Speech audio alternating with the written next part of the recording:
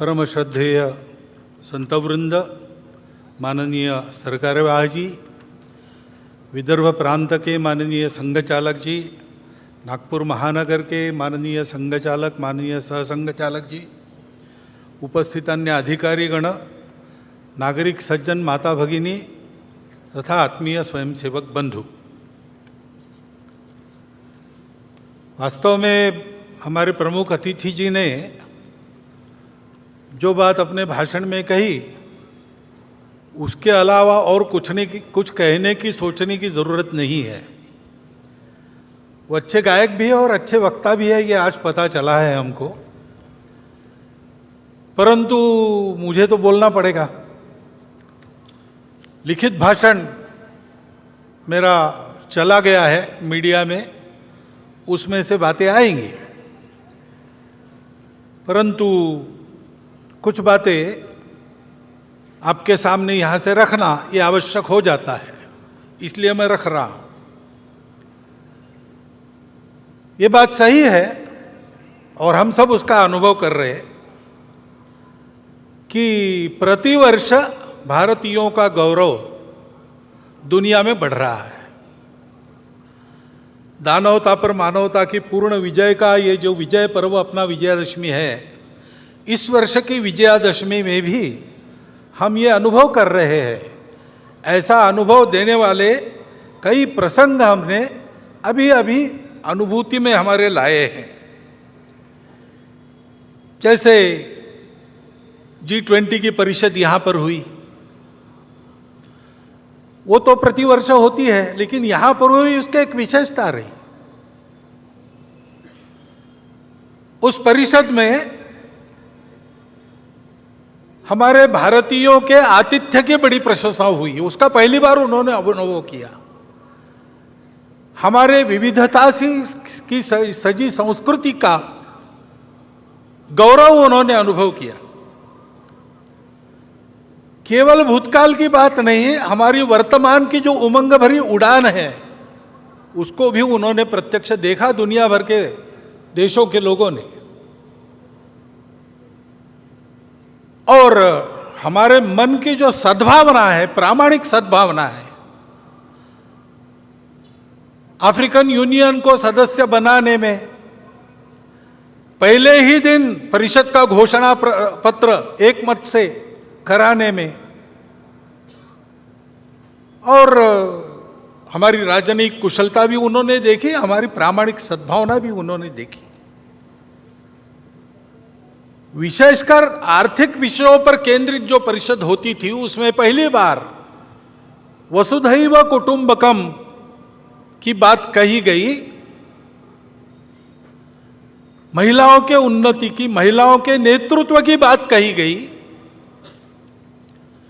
और वो मानव केंद्रित बात हो गई।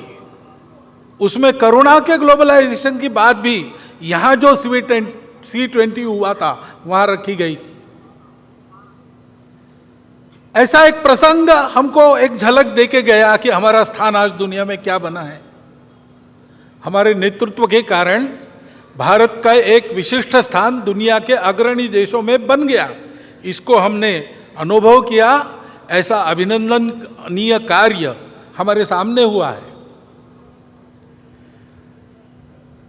और केवल उसी इसमें नहीं, हमारे खिलाड़ी भी इस बार आशियाई खेल हुए। 100 से अधिक, इस भाषण को लिखते तक 107 पदक, 28 स्वर्ण, रौप्य पदक 38 और 41 कांस्य हमारे खिलाड़ियों ने जीते। हमारा देश सब क्षेत्रों में आगे बढ़ रहा है, ये हम देख रहे हैं। आर्थिक स्थिति भी हमारी, हम 5वें नंबर पर 10वें से ऊपर उठकर आ गए इकोनॉमी। डिजिटल टेक्नोलॉजी का हमने उपयोग किया गरीबों के कल्याण में, सारी योजनाएं नीचे तक पहुंची, उसके लाभ, ये सारी बातें हमने की। स्टार्टअप्स की क्रांति जैसे हो गई सभी क्षेत्रों में, केवल टेक्नोलॉजी में नहीं, कृषि हो, स्पेस हो, डिफेंस हो, सर्वत्र ये प्रगति भी हमने देखी है और इसलिए हमको बड़ा आनंद लगता है कि हाँ आगे बढ़ रहे और केवल भौतिक बातों में नहीं, राष्ट्र का पुरुषार्थ उस राष्ट्र की अपनी धरोहर के आधार पर अपने वैश्विक प्रयोजन के सिद्ध करने वाले आदर्शों के आधार पर होती है। उनको हम देखते, उनका अनुकरण करते, तब आगे बढ़ते। हमारे संविधान के पृष्ठ पर जिनका चित्र है वो हमारे राष्ट्रीय आदर्श भगवान राम, उनके बाल स्वरूप का रामलला का मंदिर अयोध्या में बनने जा रहा है। अपने मंदिर में रामलला प्रवेश करने वाले हैं 22 जनवरी को। यह प्रसंग हम देखने वाले हैं। उसमें सब लोग तो आ नहीं सकेंगे, सुरक्षा की बात रहेगी, वहां के व्यवस्थाओं की बात रहेगी। धीरे धीरे बाद में जाएंगे अपनी अपनी सुविधा से, परंतु उस दिन अपने सारे देश में हम अपने अपने जगह अपने छोटे छोटे मंदिरों में ऐसा वातावरण बना सकते हैं। भगवान राम धर्म की मर्यादा के प्रतीक है। समाज में सब लोगों को अपनाने वाले भगवान राम थे। भगवान राम करुणा के प्रतीक है। इन सब बातों को ध्यान में रखते हुए ऐसा आत्मीयता का, सर्वसमावेशकता का, समरसता का, प्रेम का, स्नेह का वातावरण, धार्मिकता का वातावरण सर्व देश में बने, ऐसे छोटे छोटे कार्यक्रम अपने जगह पर तो हम कर ही सकते हैं। परंतु ये सारे प्रसंग भारत का एक अमृत काल देखने का सौभाग्य हम सबको मिला है और इसलिए शताब्दियों की संकट परंपरा को पार हमने किया है और हम आगे बढ़ रहे हैं, ऐसा ध्यान में आता है। हमने सदाचार अहिंसा की शिक्षा देने वाले भगवान महावीर जी का 2550वां वर्ष हम संपन्न कर रहे हैं। हिंदवी स्वराज्य के संस्थापक छत्रपति शिवाजी महाराज, इनका 350वां वर्ष हम संपन्न कर रहे। महर्षि दयानंद सरस्वती, जिन्होंने अंग्रेजों के गुलामी से मुक्त होने के लिए, योग्य बनने के लिए हमको फिर से अपने मूल की ओर खींचा और उसकी स्पष्ट और यथार्थ कल्पना दी। रूढ़ी कुरीतियों को बाजू रखकर वास्तविक अर्थ क्या है वो बताया। उनका 200वां वर्ष हम संपन्न कर रहे। ऐसे ही रानी दुर्गावती, भारतीय महिलाओं की शक्ति, उद्यम, साहस, धैर्य, बुद्धि, शक्ति, पराक्रम, प्रशासकीय कुशलता, प्रजाहित दक्षता, इसका परिचय देने वाली, उनका 500वां वर्ष। और साथ साथ भक्ति का परिचय देने वाली संत मीराबाई, इनका 550वां वर्ष। ये अभी हम संपन्न करने वाले हैं, आगे उनका वर्ष है। ऐसे ही अपने राजनीतिक प्रशासन की कुशलता के साथ साथ, प्रजाहित दक्षता के साथ साथ, जो अपने जीवन को सामाजिक विषमता के निर्मूलन के लिए लगा चुके, ऐसे कोल्हापुर के छत्रपति शाहू महाराज का, उनका भी 150वां जयंती वर्ष हम मना रहे। अभी अभी हमने संपन्न किया, तमिलनाडु में एक संत हो गए, वल्ललार जी, श्री रामलिंगम वल्ललार जी। उन्होंने अपने जवानी से ही स्वतंत्रता की अलग समाज में जगाना प्रारंभ किया। उन्होंने कहा कि हमारे देश में जो दरिद्रता दिख रही, भूखे लोग दिख रहे, वो अंग्रेजों के गुलामी के प्रतीक है और उसका उपाय मैं करूंगा। तो उन्होंने पहले अन्नदान प्रारंभ किया। उस समय तमिलनाडु में जो चूल्हा उन्होंने अन्नदान के लिए जलाया, वो आज भी जल रहा है और वहां अन्नदान कार्यक्रम चल रहा है। आध्यात्मिक सांस्कृतिक जागृति के आधार पर सामाजिक समता और स्वतंत्रता का संदेश देने वाले वल्ललार जी की भी 200वां वर्ष अभी संपन्न हुआ, अक्टूबर में पूरा किया। इन सब महापुरुषों के द्वारा हमको ये संदेश मिलते हैं सामाजिक समरसता के, स्व के गौरव के, अपने परंपरा के, दुनिया को देने के लिए हमारे पास क्या क्या है उसके। जैसे हमारे प्रमुख अतिथि जी ने उल्लेख किया, हमारे हर बात में हमारा स्व है, संगीत में है, अन्न में है, सारी बातों में है। उसको दुनिया को देने का समय आ गया है और इसलिए उस स्व का गौरव धारण करके स्व के आधार पर देश का एक यशस्वी जीवन खड़ा करके बताना संपूर्ण दुनिया को, ये हमारा कर्तव्य बनता है। और उसके साथ साथ वो आज के विश्व की आवश्यकता भी है। आज का विश्व 2000 साल सुख की खोज में अनेक प्रकार के प्रयोग करके थक गया और वो कहता है कि हमको रास्ता चाहिए, क्योंकि विश्व में अनेक समस्याएं जिनका हल उनको नहीं मिला। स्वार्थ और कट्टरपन के चलते कलह चलते हैं, उसका कोई हल नहीं दिख रहा। विश्व ने प्रयास किया सबको एक रंग में घोलने का, सब में यूनिफॉर्मिटी लाने का, एकरूपता लाने का। वो यशस्वी हो नहीं सकता, क्योंकि सृष्टि बनी है विविधता, वो विविध ही रहेगी। विविधता में एकता कैसे आएगी, उसका कोई आधार उनके पास नहीं है। और इसलिए स्वार्थ तो रहता ही है, कट्टरपन भी रहता है, उसको चलते एक उन्माद पैदा हो जाता है, अहंकार पैदा हो जाता है, उसके संघर्ष चल रहे। स्वार्थों के टकराव और अतिवादिता के कारण युद्ध चलते हैं, उसका कोई उपाय नजर नहीं आता। प्रकृति विरुद्ध जीवन शैली, जीवन में स्वैरता, अनिर्बंध उपभोग, आत्यंतिक व्यक्तिवाद, अमर्याद शोषण, अधूरी दृष्टि के कारण उपजने वाले ये सारे दोष है, उसके चलते जो समस्याएं पैदा हुई है पर्यावरण की वगैरह, विश्व को उसका रास्ता नहीं दिख रहा है और उसकी भी अपेक्षा है कि भारत रास्ता दिखाए। भारत को अपने देश में इन समस्याओं का निराकरण करके रास्ता दिखाना होगा।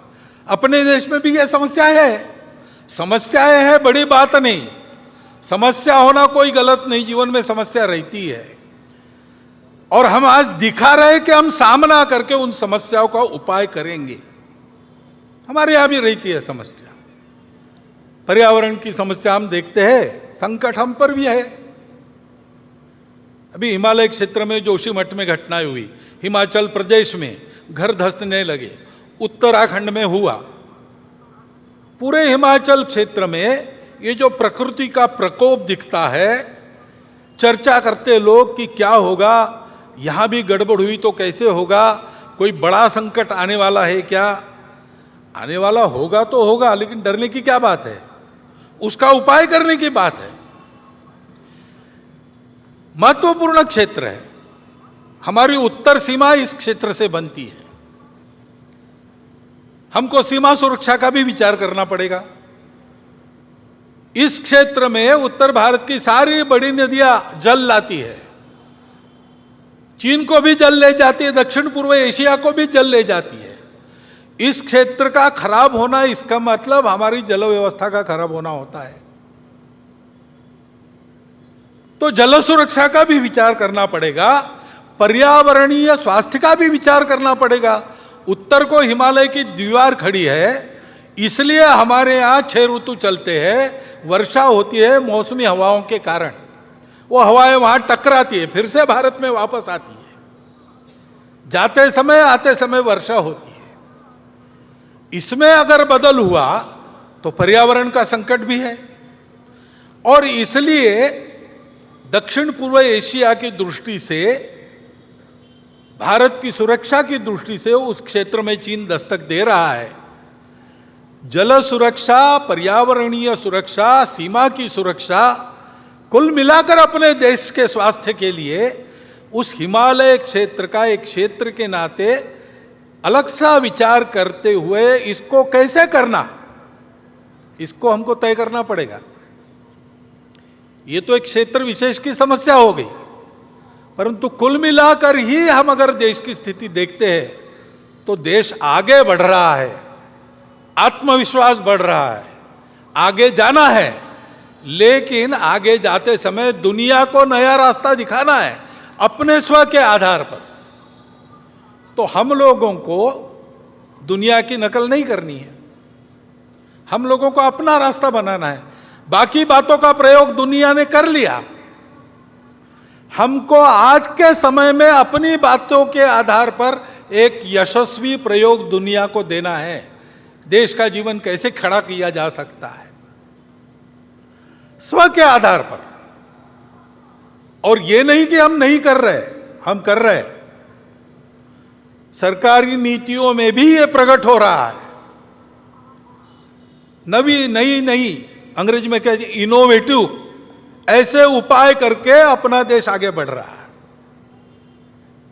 नीतियां ऐसे चल रही है। लेकिन प्रशासन ने भी ऐसा चलना चाहिए।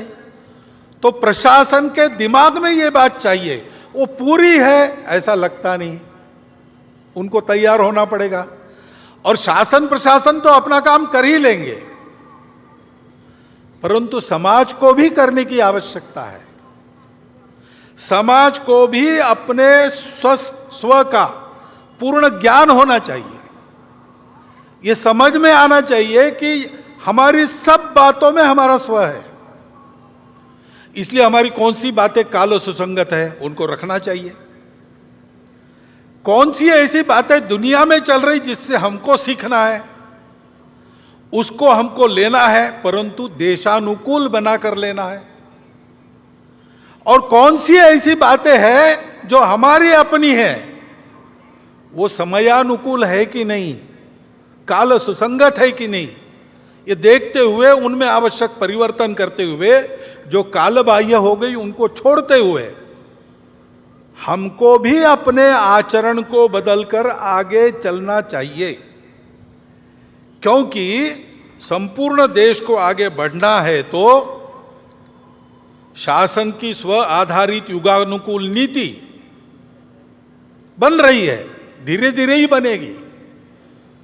गलत नीति पर पोथी निष्ठता के कारण या भ्रामक कल्पनाओं के कारण इतना आगे चले गए थे, एकदम अबाउट टर्न नहीं हो सकता। ऐसे हम गए, अब धीरे धीरे मुड़ रहे हैं, वो काम होगा, परंतु उसके साथ साथ हमको प्रशासन की तत्पर सुसंगत लोकाभिमुख कृति चाहिए। और हमारे लिए सबसे महत्वपूर्ण है समाज का मन वचन कर्म से सहयोग और समर्थन। इससे देश की स्थिति में परिवर्तन आएगा। आज की हालत में अपने मूल्यों पर हम खड़े होकर अगर परिवर्तन लाते हैं तो उससे दुनिया को नया रास्ता मिल जाएगा। अब ये हम करने लगे, लेकिन थोड़ा और एक बात का भी ध्यान रखना पड़ेगा। दुनिया में कुछ लोग हैं, भारत में भी कुछ लोग हैं जो नहीं चाहते कि भारत खड़ा हो, और इसलिए समाज में कैसे विभेद पैदा करना, समाज की सामूहिकता जो निर्माण हुई उसको कैसे तोड़ना, अलगाव और टकराव कैसे पैदा करना, ऐसा वो प्रयास करते हैं। अपनी असावधानी के कारण, अपने अविवेक और परस्पर अविश्वास के कारण हम भी कभी कभी उसमें फंस जाते और अप्रत्याशित उपद्रव खड़े हो जाते।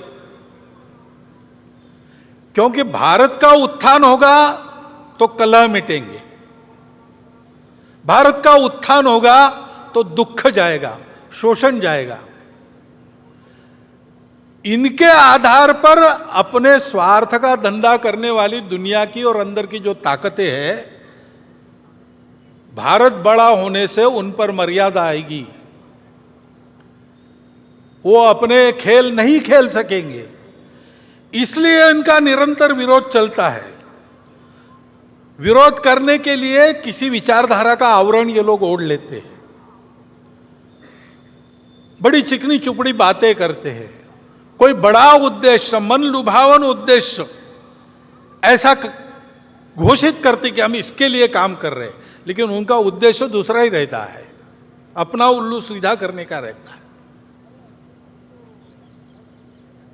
और कोई भी हो, किसी भी विचारधारा का हो, वो खाटी संघ वाला हो या कम्युनिस्ट हो, अगर वो प्रामाणिक है, निस्वार्थ बुद्धि से काम कर रहा है, तो उनके लिए वो बाधा ही बनता है। ये जानकर ऐसे सब लोगों का वो विरोध करते हैं।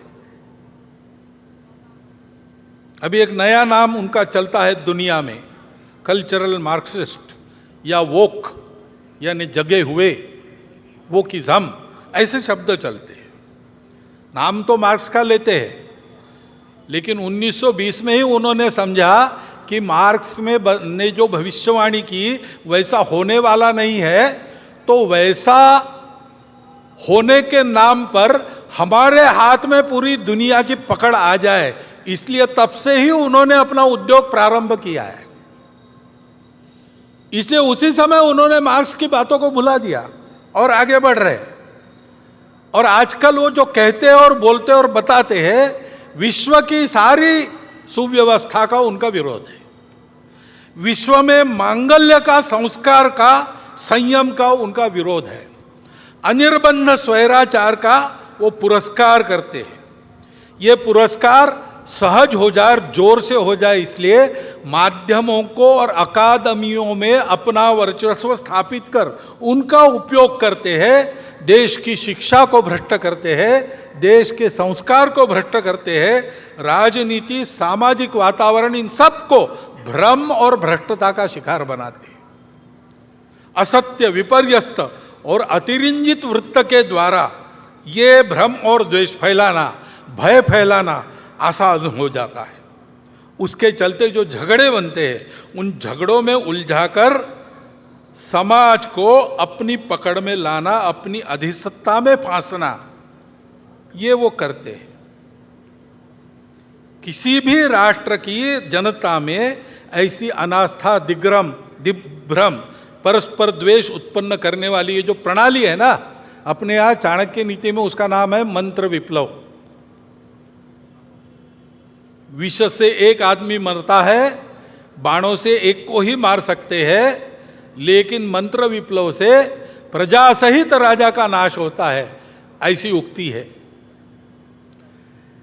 ये इन लोगों से हमको ध्यान रखना पड़ेगा, बचना पड़ेगा। राजनीतिक स्वार्थों के लिए अपने प्रतिस्पर्धी को पराजित करने की जो उद्योग चलते हैं, उसमें इन शक्तियों के साथ गठबंधन करने का अविवेक भी चलता है। यह अपेक्षित नहीं है, लेकिन होता है। और समाज में अगर आत्मविस्मृति है, समाज में अगर अनेक प्रकार के भेद है, आपस में लड़ाई है, स्वार्थों की प्रतिस्पर्धा है, ईर्ष्या है, द्वेष है, तो फिर उनका काम आसान हो जाता है। और इसलिए इन आसुरी शक्ति को बल न बढ़े, ऐसा हमको देखना है। हम इधर उधर की घटनाएं देखते हैं तो ये सहज बात ध्यान में आती है कि ऐसा कुछ है। अभी मणिपुर की परिस्थिति को लेके अभी शांत हो रही है, लेकिन ये आपस में झगड़ा कैसे हुआ? बहुत वर्षों से वहां मणिपुरी मैतेई और मणिपुरी कुकी वो साथ में रहते हैं, अचानक कैसे झगड़ा हुआ? सीमा लगत क्षेत्र है वो भारत का, वहां पर ऐसा होना, वहां पर अलगाव की बातें खड़ी होना, वहां पर ऐसे आपस में झगड़े होना, इससे किसका फायदा है? बाहर की शक्तियों का भी फायदा है। बाहरी लोग थे क्या करने वाले? मजबूत सरकार है और तत्पर भी है। स्वयं गृह मंत्री वहां जाकर बैठे 3 दिन, और मिनिस्टर जाके वहां 15-15 दिन रहे, सारा प्रयास किया। वहां की सरकार चाहती नहीं, देश की सरकार प्रतिबद्ध है।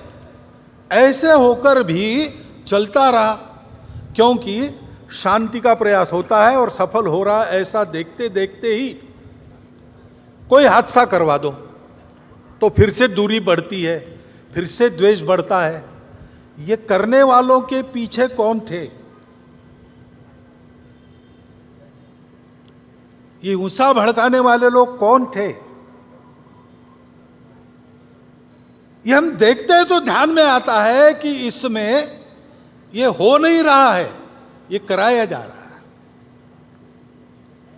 और इसलिए बहुत काम करना पड़ेगा, बहुआयामात्मक काम करना पड़ेगा। वहां लोगों के मन टूट गए।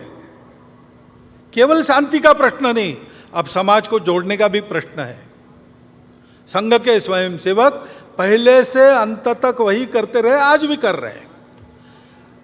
सबकी सेवा कर रहे हैं, समदृष्टि से सबको देख रहे हैं, सबके पास जा रहे हैं, सबसे बात कर रहे हैं शांति रखने की। और ऐसी परिस्थिति में भी समाज में टूटन पैदा न हो, इसके लिए उस परिस्थिति में भी अपनी जान हथेली पर रखकर काम कर रहे हैं। स्वयं को उस उकसावे में, उस भड़काने वाली परिस्थिति में दिमाग पर बर्फ रखकर उन्होंने काम किया है। हमको उन स्वयंसेवकों पर गर्व है, जैसा काम उन्होंने मणिपुर में किया। इतना बड़ा काम उन्होंने किया है। उनके कार्यों पर और उन स्वयंसेवकों पर, दोनों पर हमको गर्व है। लेकिन वहां सबको काम करना पड़ेगा। सरकार की इच्छा शक्ति तो है ही, उसके साथ साथ प्रशासन की कृति, जैसा मैंने कहा, उसको लाना पड़ेगा। सक्रियता, कुशलता दिखानी पड़ेगी। अविश्वास को, खाई को पाटने में प्रबुद्ध नेतृत्व को भी वहां के भूमिका बनानी पड़ेगी। लंबा काम करना पड़ेगा। ऐसी अनेक घटनाएं हम देखते हैं। इसका उत्तर क्या है? उसका उत्तर यही है, परस्पर टीका टिप्पणी में न उलझते हुए हमको एकता की ओर बढ़ना पड़ेगा। हर परिस्थिति में यह एकता का भान समाज के विवेक को जागरूक रखता है। चंगुलों में समाज फंसता नहीं, षड्यंत्रों के अधीन नहीं होता। उसका कारण यह एकता ही है। संविधान में इसी एकता को, एकात्मता को एक मार्गदर्शक तत्व के नाते उद्धृत किया है। डॉक्टर अंबेडकर साहब ने संविधान संसद में देते समय जो 2 भाषण किए हैं, उन भाषणों को हम ध्यान से पढ़ते हैं तो हमको ध्यान में आता है कि उसमें भी यही संदेश है बंधुभाव का। उसको कैसे लाना? दुनिया को देखते हैं तो दुनिया के देशों ने कुछ मानव निर्मित आधार खोजे एकता के। कहीं पर एक रिलीजन आधार बना, कहीं पर एक भाषा आधार बनी, कहीं पर समान आर्थिक हित आधार बने, जिसके आधार पर और उन्होंने एकता लाई। लेकिन ध्यान में आता है कि ये आधार टिकाऊ नहीं है, और वो देश, उसमें बहुत ज्यादा विविधता नहीं है। उन देशों को यह समझ में नहीं आता है कि भारत में इतनी भाषाएं, इतने पंथ संप्रदाय, इतने खान पान रीति रिवाज, इतने दूर दूर के अलग अलग भौगोलिक परिस्थिति वाले प्रांत होने के बाद भी सदियों से भारत एक होकर चल रहा है। उसका आधार क्या है? उनको समझ में नहीं आता। उनको आश्चर्यचकित करती है ये बात, और उनको आकर्षित भी करती है। इसलिए वो लोग आते हैं भारत में, आकर कहीं ना कहीं ये बोल जाते हैं कि भारत से हार्मनी सीखनी चाहिए, सारे दुनिया को उसकी जरूरत है, भारत सिखाएगा। इसका आधार क्या है? हमारी इस एकता का आधार क्या है? हमारी एकता का आधार है हमारी सर्वसमावेशक संस्कृति, जो किसी को पराया नहीं मानती, विविधताओं को वो अलगाव नहीं मानती, विविधता को वो श्रृंगार मानती है, उसका उत्सव करती है, उसका स्वीकार करती है। यह हमारी सर्वसमावेशक संस्कृति हम सबको जोड़ती है, और केवल जोड़ती नहीं है, हमको सिखाती है तुम अकेले नहीं हो, तुम्हारा कुटुंब है। तुम्हारा कुटुंब अकेला नहीं, तुम्हारा गांव है। तुम्हारा गांव अकेला नहीं, तुम्हारा जनपद है। ऐसा करते करते जनपद से देश, देश से राष्ट्र, राष्ट्र से अंतर्राष्ट्रीयता, वसुधैव कुटुंबकम तक विश्व के साथ एकात्मता, जड़ चेतन सारा विश्व, हे विश्वची माझे घर, ये सिखाती है। ये सिखाने वाली हमारी संस्कृति हमको एक करने वाली है, वैसी बनी। इसका कारण क्या है? हमारे पूर्वजों ने ये प्रत्यक्ष देखा, ये थियरी नहीं है, थियरी के आधार पर प्रयोग नहीं किया, उन्होंने प्रत्यक्ष अनुभूति की। सारा विश्व एक है, एक से ही अनेक निकला है। इसलिए अनेकता का श्रृंगार के नाते स्वागत करो, स्वीकार करो, उत्सव करो, लेकिन हमेशा उसके अंदर जो एकता है उस पर अपने कदम पक्के रखो। इस सत्य के साक्षात्कार के आधार पर उन्होंने और 3 मूल्यों को आगे बढ़ाया। सत्य है, सब अपने हैं, क्योंकि सब एक से ही निकले हैं, और इसलिए परस्पर सद्भाव, करुणा, प्रेम होना चाहिए। ऐसा होने के लिए विकार आड़े आते हैं, स्वार्थ आड़े आता है, काम, क्रोध, लोभ, मोह, मद, मत्सर आड़े आते हैं। उसको दूर हटाओ, अंतर्बाह्य पवित्र हो जाओ, शुचिता, और जीवन में इसके लिए परिश्रम करो, तपस्या करो। तपस्या अपना केवल पेट भरे या मैं उपभोग करूं इसके लिए नहीं है। जीवन है मेरे सुख से दूसरों का सुख बढ़े, दूसरों का सुख बढ़ाने के लिए मेरा सुख काम आ जाए। इस तपस्या का संदेश दिया। उन्होंने कहा कि ये जो 4 मूल्य है, इसकी चौखट में रहना, ये जो आचरण है, ये धर्म है, इसको धर्म कहते हैं। सत्य, करुणा, तपस और शुचिता, इस धर्म के आधार पर जो आचरण करना है वो तो बुद्धि से नहीं होता, वो आदत से होता है। और इसलिए आदत बनाने वाले संस्कार जिसमें है, ऐसी जीवन पद्धति दी, उससे हमारा स्वभाव बना। पीढ़ी दर पीढ़ी छोटी छोटी कृतियों में से उस आदत का हम अभ्यास करते हैं और एक स्वभाव वाले बनते हैं। वो हमारी संस्कृति है। उत्तर से दक्षिण, पूरब से पश्चिम, अखंड भारत में, जो अखंड भारत था उसमें आज भी कहीं भी जाओ एक आपको रीति मिलेगी। दुकान में जाएंगे, आप कुछ खरीदेंगे तो ऊपर से मुट्ठी भर वैसे ही डाल देंगे। चावल खरीदा 1 किलो, 1 चिमटी और डाल देगा। आम खरीदे 100, 5 ऊपर मिल जाएंगे, उसका पैसा नहीं देना पड़ता। वो क्यों मिलता है? क्योंकि वो दुकानदार सोचता है गलती से मेरे से कम न चला जाए, मैंने कीमत ली है, मैं पूरा दूंगा। ये चलता है, केवल भारत में चलता है, अखंड भारत के क्षेत्र में। कहाँ है? किसी ग्रंथ में लिखा है? इस विषय को लेकर प्रवचन होते हैं? ये पीढ़ी दर पीढ़ी हर घर में, हर गांव में आदत लगाई गई, वो चल रही है। उससे हमारा ये स्वभाव बना है, ये हमारी संस्कृति है।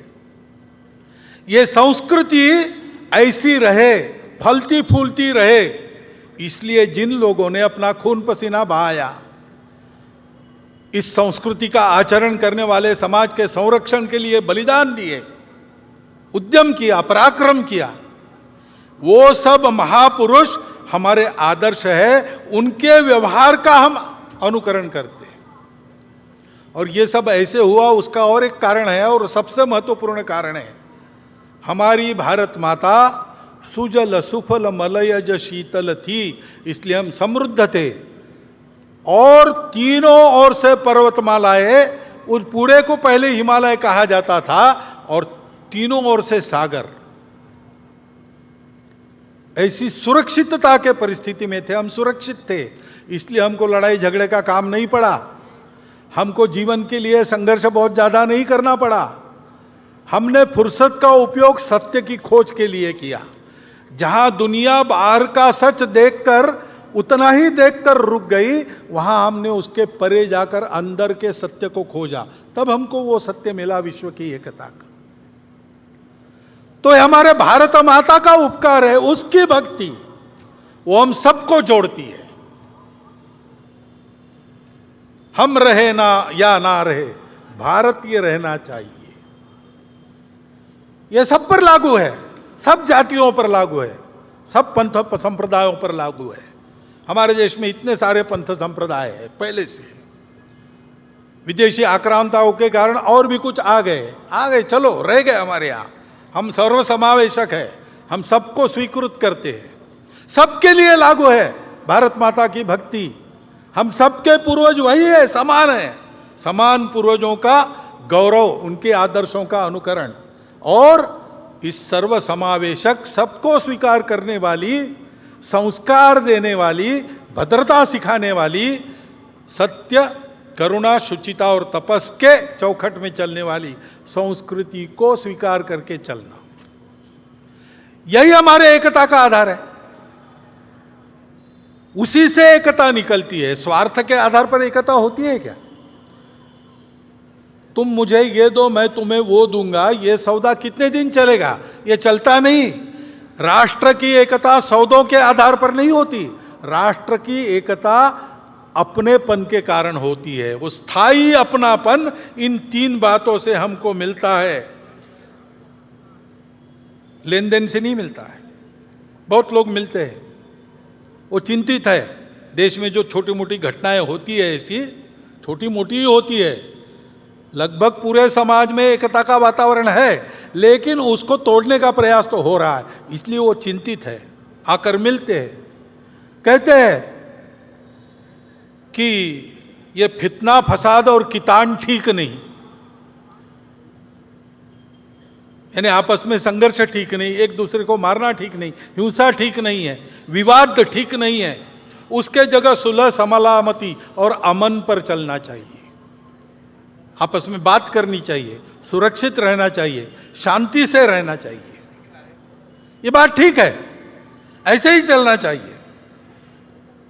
उसको करना है तो ये बात ध्यान में रखनी पड़ेगी कि हम लोग दिखने में अलग है, वास्तव में अलग नहीं है। हमारी पूजाएं अलग अलग है, भाषाएं अलग अलग है। हो सकता है पूजाएं एक दो बाहर से भी आई हो, दिखने में हम अलग है, लेकिन अलग अलग लोगों को यहां एक होने की बात ही नहीं है, जो पहले से एक थे और जिनमें ये सारी विविधता का पूर्ण स्वीकार पहले से था। ऐसे हम एक लोग हैं, अपनी एकता के इन तीन सूत्रों को भूल गए, इसलिए आज आपस में हम एक दूसरे को अलग अलग मान रहे हैं। वो भूलना और अपनी एकता को याद करना, ये करेंगे तब हम जुड़ेंगे। उसी आधार पर हमको फिर से जुड़ना है। हमारी समस्याएं हैं, आपस में हमारे है कुछ विवाद हो सकते हैं। विकास चल रहा है तो विकास में हमको कुछ चाहिए, ज्यादा चाहिए, मुझे चाहिए, यह स्पर्धा है। मन वचन कर्म से सारा समाज ऐसे ही चल रहा है, ऐसा नहीं है। आप तो ऐसा कहते हैं लेकिन वहां तो वैसा होता है, ये परिस्थिति है। सबका ऐसा नहीं है, लेकिन जिनको ऐसा होना है और देश को ऐसा बनाना है, उनको ध्यान में रखना पड़ेगा कि पहले ये सब ठीक हो, बाद में हम एक होंगे, ये बात नहीं चलेगी। क्योंकि ये सब ठीक नहीं, इसका कारण हमने उस अपनेपन को भुला दिया, यही है। और इसलिए पहले हमको अपने में उस अपनेपन को रखना पड़ेगा। ये सब होता है तो भी क्षोभ नहीं होना चाहिए, अविवेक, असंतुलन नहीं होना चाहिए। ऐसे टर्बुलेंस में भी हमको अपना दिमाग ठंडा रखकर सबको अपना मानकर चलना पड़ेगा। धीरे धीरे सबको अपने साथ चलाना पड़ेगा। अपनेपन की दृष्टि आ गई तो उसके आधार पर इन सारी बातों के समाधान होंगे, अन्यथा दूसरा कोई समाधान नहीं। ये बातें उपायों से नहीं ठीक होती, व्यवस्थाओं से ठीक नहीं होती। ये मलम पट्टियां होती है जो कालांतर में निकल जाती, नए घाव भी बनते हैं, और घाव तो बहुत गहरे हैं। भारत विभाजन जैसी घटना का घाव बहुत गहरा है। लंबी परंपरा चली अपनी, जो संघर्ष की, उसके चलते मन में एक दूसरे के प्रति कितना अविश्वास है, उसके चलते बातें भी होती है, उल जलूल बातें होती है, धमकाने की बातें होती है, चैलेंज देने की बातें होती है, ये सब हो रहा है। लेकिन उसमें हमको ठंडे दिमाग से आगे चलना पड़ेगा, इस दृष्टि को जानना पड़ेगा, उस दृष्टि का प्रचार प्रसार इस परिस्थिति के बावजूद करना पड़ेगा, तब एकता आएगी, तब ये सारे सवाल ठीक हो जाएंगे। और इसलिए इस परिस्थिति के चलते ये समझना चाहिए, समस्या सबकी है। कौन विकास नहीं चाहता और किसकी दौड़ नहीं है अपने विकास के लिए। देश के अपने मर्यादित संसाधनों पर 140-42 करोड़ की जनसंख्या, उन सबका अधिकार है, तो स्पर्धा तो रहेगी। तो हमको मिला, उनको नहीं मिला, मुझे नहीं मिला, उसको मिला, ये समस्याएं सबकी समस्याएं हैं। सबको जल्दी है सब ठीक हो, परंतु ये सारी समस्या है, उनके कारण हम पर अन्याय हो रहा है, हमको अलग किया जा रहा है। ये विक्टिमहुड की मानसिकता है, उसके अधीन होने से काम नहीं चलेगा। कोई विक्टिम नहीं है, एक परिस्थिति है जिसमें से हमको गुजर के सबका भला करना है। हमारा भी हो, सबका हो, सबके साथ हम हैं। पूरा समाज ठीक होगा, हम भी ठीक हो जाएंगे उसके साथ। मैं ठीक होऊंगा और बाकी समाज वैसे ही रहेगा, ये चलेगा नहीं। ये समझ के चलना पड़ेगा। एक दूसरे के प्रति जो अविश्वास है उससे बाहर आकर चलना पड़ेगा। और ध्यान में रखना पड़ेगा कि राजनीति अपने देश में स्पर्धा पर चलती है। स्पर्धा में अनुयायी अपने पीछे ज्यादा खड़े हो, इसलिए समाज को बांटना, ये दुर्भाग्य से रीति बन गई। और इसलिए राजनीति से इन प्रश्नों का हल नहीं निकलेगा। राजनीतिक वर्चस्व कमाकर हम इसको ठीक करेंगे, ये बात बेकार है। हमारी लोकशाही है, प्रजातंत्र है, इसमें सब लोग समान हैं, कोई ऊपर नीचे नहीं है। उसकी पद्धति से ही हमको चलना पड़ेगा। परंतु समाज की एकता के लिए हमको राजनीति से अलग होकर सारे समाज का विचार करते हुए चलना पड़ेगा। ये नहीं मानना कि ऐसा करने में कोई हम शरण जा रहे किसी को। ये भी नहीं मानना कि लड़ाई चल रही थी, अब युद्धबंदी हो गई, सीज फायर हो गया, ऐसा नहीं है। ये किसी के स्वार्थ की, किसी पार्टी की पुकार नहीं है, अपनी इमेज ठीक करने का एक्सरसाइज नहीं है। ये अपनेपन की पुकार है। जिनको सुनाई देगी उनका भला होगा, जो फिर भी नहीं सुनेंगे उनका क्या होगा मुझे पता नहीं। अपनेपन की सुखा ये लेकर चलना पड़ेगा अपने। फिर से मैं याद दिलाता हूं, डॉक्टर बाबा साहब आम्बेडकर के वो 2 भाषण पढ़िए, बार बार पढ़िए, पारायण करने लायक है। जैसे हम अपनी अपनी श्रद्धा के अनुसार किसी पवित्र ग्रंथों को पढ़ते हैं प्रतिवर्ष, हमारे संघ के स्वयंसेवक डॉक्टर साहब का चरित्र प्रतिवर्ष पढ़ते, वैसे डॉक्टर बाबा साहब आम्बेडकर के समग्र नहीं पढ़ सकते, कम से कम वो 2 भाषण प्रतिवर्ष पढ़ते रहिए 15 अगस्त 26 जनवरी को। उसमें यही संदेश है। और ये काम एकाएक होने वाला नहीं है, लंबा प्रयास करना पड़ेगा। क्योंकि जैसा मैंने कहा कि घाव बहुत गहरे हैं, उनको भरने में समय लगेगा। वो घाव गहरे, इसलिए क्या क्या अनुभव आते हैं। वाणी अविवेक तो दिख ही रहा है। यहां तक होता है कि मुझे किसी बस्ती में घर नहीं मिलता, मैं घर ढूंढने गया तो मुझे अपने बस्ती में ही जाना पड़ता है, दूसरे बस्ती में नहीं मिलता।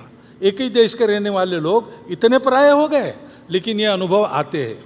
ये कटुता है समाज में, लेकिन हमको उससे अलिप्त रहना है। जिनको ये करना है, जो संपूर्ण समाज की एकता चाहते हैं, भारतवर्ष एक होकर परम वैभव संपन्न बने ऐसा चाहते हैं, जो वास्तविक हिंदुत्व के अभिमानी हैं, ऐसे सब लोगों को जो जो ये चाहते हैं उनको अपने जिह्वा पर संयम रखना पड़ेगा।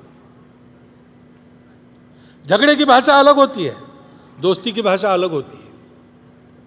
दोस्ती की भाषा शरणागति नहीं है, दोस्ती की भाषा दुर्बलता नहीं है, शक्ति संपन्न बनकर दोस्ती करना। शक्ति संपन्न जब अच्छे लोग बन जाते हैं तो उससे वो गुंडागर्दी नहीं करते। वो सबको शक्ति संपन्न बनाते हैं, दुर्बलों की रक्षा करते हैं। वो सबको अपना मानकर चलते हैं, समदृष्टि रहते हैं। शील की भी ताकत रहती है शारीरिक शक्ति के साथ साथ। वो शील हमको विद्या विनय संपन्नो ब्राह्मणो गवि हस्तिनी शुनिचैव स्वपाके च पंडिता समदर्शिना। पंडित यानी विद्वान यानी जानकार लोग सबको समान नजर से देखते हैं, यह बताता है। ऐसा हमको चलना पड़ेगा, सहन बहुत करना पड़ेगा, उकसावे में आना छोड़ देना पड़ेगा, अविश्वास छोड़ना पड़ेगा, अपने जबान पर लगाम लगाना पड़ेगा। किसी एक तरफ ये इशारा नहीं है, सभी तरफ है, सभी तरफ से होता है। सब जगह ऐसे लोग हैं जो ये समझते नहीं, या ऐसे लोग हैं जो ये होने देना नहीं चाहते। उनको छोड़ दो, उनको इग्नोर करो, अपने रास्ते पर बढ़ो, सबको जुटाओ। ऐसा चलना पड़ेगा तो फिर इस देश में इन घातक खेलों की माया में से बचकर हम लोग आगे बढ़ेंगे। ये बातें चलेगी, गुंडागर्दी होगी तो उसका तो इलाज एक ही है, संगठित बल संपन्न समाज, नागरिक अनुशासन, कानून सुव्यवस्था और संविधान का पालन करके चले। इस गुंडागर्दी के प्रतिकार में शासन प्रशासन का सहयोगी बन के चले, यही उसका उपाय है। इसलिए बल संपन्न संगठित समाज बनाने का काम संघ कर रहा है। सावधान रहना है, क्योंकि अब आने वाले दिन भी, अब चुनाव की दिन है, अभी राज्यों की चुनाव है, आगे लोकसभा का है। चुनाव में तो खूब गाली गलौज चलेगी, प्रचार चलेगा लोगों को इधर से उधर लाने का। उसमें ये हथकंडे और बढ़ सकते हैं। जहां उद्देश्य नहीं वहां भी उद्देश्य चिपका कर बातें हो सकती है। ध्यान में रखना, चुनाव में मतदान करना हर नागरिक का कर्तव्य है, वो हम सब ने करना चाहिए, मतदान को छोड़ना नहीं चाहिए, वो हमारा राष्ट्रीय कर्तव्य है। नागरिक राष्ट्रीय कर्तव्य करे, इसलिए संघ के स्वयंसेवक काम करेंगे, परंतु वो ऐसी छोटी बातों के आधार पर नहीं करना है। उकसावे में, भड़काऊ बातों से भड़ककर उकसावे में आकर नहीं करना है। ठंडे दिमाग से सोचिए कौन अच्छा है, किसने अच्छा काम किया है। सबका अनुभव अब भारत की जनता के पास है, सबका अनुभव ले लिया। अब इसमें कौन अवेलेबल बेस्ट, उसको देना। ऐसा हमको चलना पड़ेगा। मतदान के प्रचार के समय ये सारे हथकंडे फिर से अपनाए जाएंगे, उसकी आग में हमको पड़ना नहीं चाहिए। ये ध्यान रखकर हम आगे बढ़े। संघ ऐसे जाएगा। 1925 के बाद, 1925 को संघ शुरू हुआ, 2025 100 साल पूरे होते हैं। 26 तक वो हम शताब्दी का वर्ष, 100 साल पूरे होने बाद का वर्ष हम मनाएंगे। और इसलिए ऊपर निर्दिष्ट सभी बातों में संघ के स्वयंसेवक पहल करेंगे। संपूर्ण समाज में, आचरण में, उच्चारण में देश के प्रति अपनत्व, संपूर्ण देश के प्रति अपनत्व की भावना प्रकट हो। मंदिर, पानी, स्मशान में कई भेदभाव बाकी है तो वह समाप्त हो। परिवार के सभी सदस्यों में, कुटुंब के, नित्य मंगल संवाद, संस्कारित व्यवहार व संवेदनशीलता बनी रहे, बढ़ती रहे। उनके द्वारा समाज की सेवा होती रहे। सृष्टि के साथ संबंधों का आचरण अपने घर से पानी बचाकर, प्लास्टिक हटाकर और घर आंगन में और देश में हरियाली बढ़ाकर हो। स्वदेशी के आचरण से देश का भला होता है, देश आत्मनिर्भर होता है। आत्मनिर्भरता का कई प्रकार का प्रयास सरकार के द्वारा हो रहा है। समाज भी इसमें चले, स्वनिर्भर होना, स्वावलंबी होना, फिजूल खर्ची नहीं करना, देश में रोजगार बढ़ना और देश का पैसा देश के ही काम आना, ये स्वदेशी है। उस स्वदेशी का आचरण भी अपने घर से प्रारंभ होना चाहिए।